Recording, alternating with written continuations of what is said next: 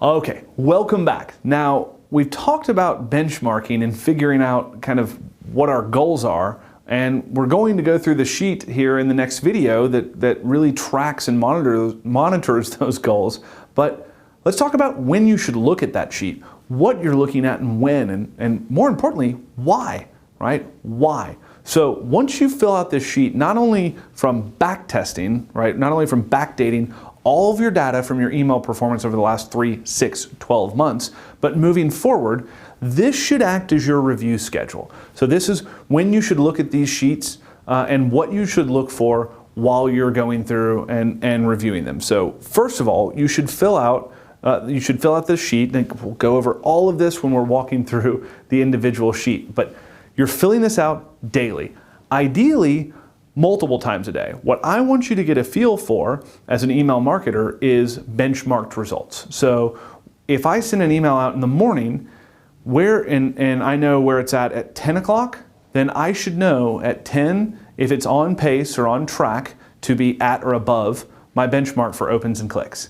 I should know at noon, I should know at 1. If I go in and I'm updating my numbers twice a day, I'll start to see causational. I'll start to see different benchmarks along the way to where if I get X number of opens and X number of clicks by this time of day, it should be at a bare minimum an email that hits our average. If it's above that, it should track out to here. So really what we want to know is to be able to predict the performance of an email earlier and earlier and earlier after pressing send. And the way to be able to do that is to go in and review the results multiple times a day and update this email stat sheet multiple times a day. Either way, we're gonna look at this 2 big times. Once weekly. So every week, we're looking for early indicators in green arrows, right? Opens, clicks, unsubscribes, and complaints. Now, why weekly? Why are we looking at this weekly? We're looking for trends, right? Early indicators that your subscriber base is really interested in something you're talking about, or really put off by something you're talking about, that they're really interested in the types of subject lines, they're engaging with the types of subject lines that you're using, or they're put off by them. Maybe you can look and say, wow, our unsubscribes have been really high this week. Well, in looking at the stat sheet, looking at the subject lines we've sent 4 urgency or fear-based emails in a row.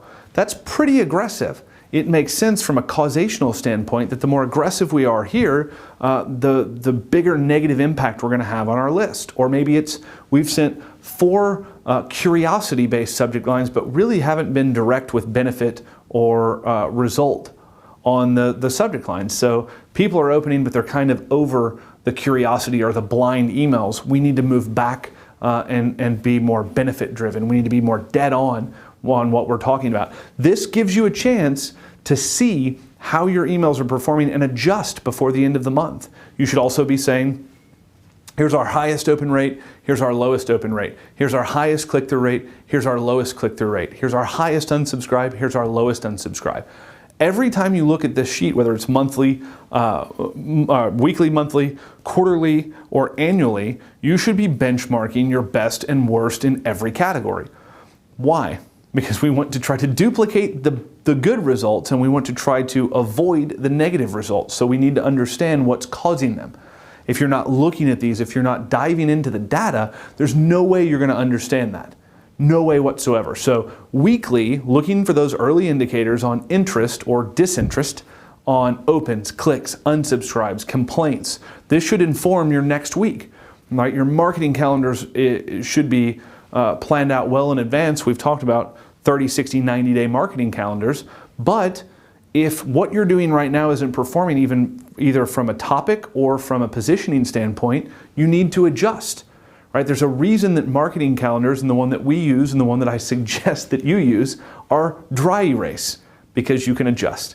You adjust based on data, based on performance, based on result. If you're not looking at that data, if you're not looking at that performance, then you can't adjust. So weekly, we're going to break down and look at this stuff. Now, every month, deep dive, right? Deep dive every single month. We're looking for emerging trends, good or bad. So what are topics that all month long, what was your most popular topic, your most highly engaged topic? What was the best send time, right? And as we move into new email technology and we're starting to build data per subscriber, we're getting the ability to send at the most optimal time based on that subscriber's engagement history with you and your brand and your email.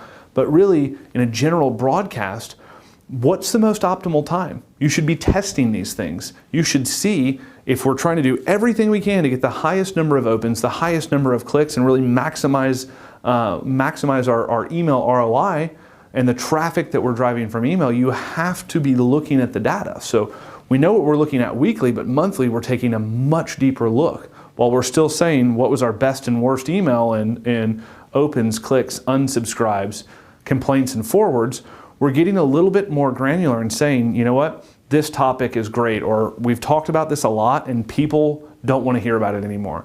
You can see the decline in engagement in this topic. We need to make sure that next month we're not talking about this, right? We need to take some time off, or we need to focus on another angle on this because our list is not engaging with it, right? They're not at all engaging with it.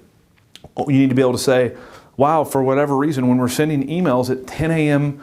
Eastern, how arbitrary, we're getting a bump in email open rates. Let's go ahead and test. Let's test that time. Let's see if that is an anomaly or if that actually is a change that we should make in our email marketing. And type. So we've talked about subject line type a little bit, but this is where you're really going to focus and look back and see, not campaign to campaign, but for the entire month. You can actually sit down and in one sheet read every subject line in sequential order that you sent to your list. How do you feel when you get done reading it?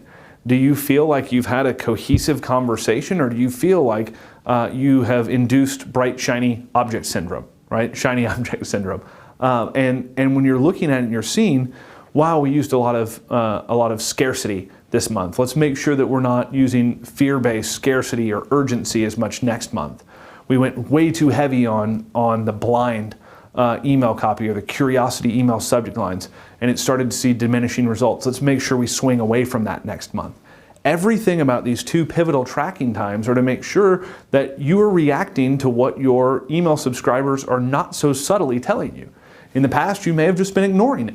This one simple sheet is going to walk you through how to track it and even show you in multiple different ways. So these are the times that, these are the KPIs that you should be checking and when you should check them.